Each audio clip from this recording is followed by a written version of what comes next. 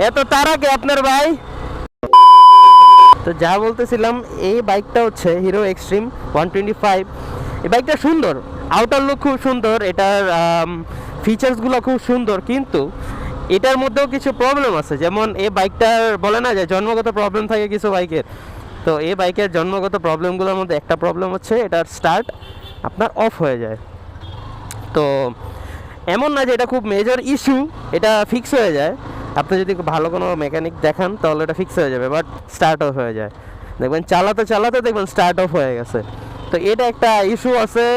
আরেকটা ইস্যু আছে যে এটার যে হ্যান্ডেল গ্রিপগুলো আছে, এই গ্রিপগুলো এমনভাবে বানায়, আমি জানি না কেমনভাবে বানাইছে ওরা, বাট এই গ্রিপগুলা এত হার্ড, মানে অনেক পেইনফুল। মানে এই গ্রিপগুলো অনেক পেইন করে, আমার হাত ব্যথাগত, দেখেন লিটারেলি লাল হয়ে গেছে। মানে এই গ্রিপগুলোতে কোনো আরাম নাই, আপনি যতক্ষণ চালাবেন আপনার হাত ব্যথা করতেই থাকবে করতেই থাকবে। তো এইগুলো হচ্ছে একটা প্রবলেম।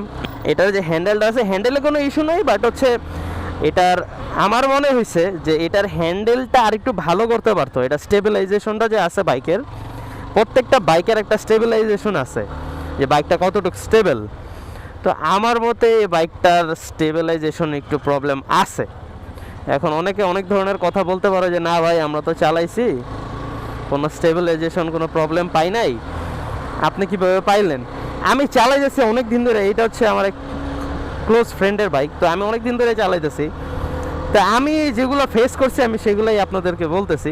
আমি যদি প্রবলেমগুলো বাদ দিই তাহলে হচ্ছে আপনার এই বাইকটা পারফেক্ট। 25-এর মধ্যে কিছু বাইক দেখতেছেন যে ভাই আমি 125 সিসির মধ্যে, আমার বাজেটটাও বেশি না, আমি আন্ডার 2 lakhs আমি একটা ভালো বাইক চাচ্ছি, তো আমি বলবো যে এই বাইকের পিছনে যান। কারণ হচ্ছে ওই দেখছেন দেখছেন মাঝ রাস্তায় আমার সুইচ অফ হয়ে গেছে। কি বলছিলাম কি বলছিলাম, বাইকের একটা মুদ্রাগত সমস্যা আছে, বাইকের সুইচ অফ হয়ে যায়। আপনারা যখন দেখবেন যে আপনার এই বাইকের সুইচ অফ হইতেছে, তখন কি করবেন জানেন? আরপিএমটা একটু সবসময় রাখবেন, আর আরপিএমটা সবসময় একটু 2-3 বাড়ি দিয়ে রাখবেন, ঠিক আছে? তাহলে ওই বাইকের যে ফুল যে এনার্জি ওটা ছেড়ে দেয় না। যদি আপনি আরপিএম ছেড়ে দিই না, বাইকটা সহ একদম যদি পুরো ফুল আরপিএম পড়ে যায়, তাহলে বাইকটা হচ্ছে আবার মুদ্রাদোষ, স্টপ হয়ে যাবে।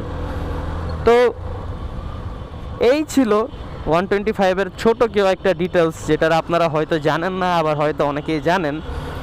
তো বলবো না যে বাইকটা কিনেন না, বাইকটা কিনেন, বাট কেনার পরেও যে কয়েকটা জিনিস আপনার ফেস করতে হবে, ওই ফেসগুলো আমি আপনাকে বলে দিলাম। যদি ফেস করতে না হয় তাহলে আপনার কপাল ভালো যে আপনি বাইকের মুদ্রা দোষগুলো পান নাই। এছাড়া আর তো কিছু নাই এ বাইকের কথা বলার মতো। ওই